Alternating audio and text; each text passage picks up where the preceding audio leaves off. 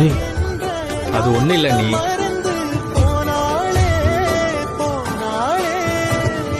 சாப்பிட்ட அதுவே போதும். ஓ சரிப்பா.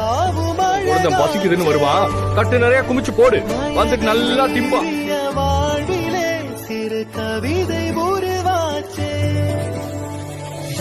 தாண்டி இது உன் வாழ்க்கை, கொஞ்சம் பொறுமையா யோசி. அண்ணி இங்க எதுவும் பிரச்சனை இல்லையே.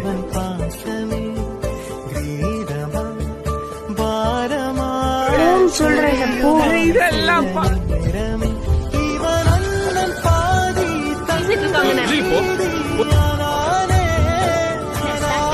நம்ம டீம் தான் இனிமே. என்ன சக்தி?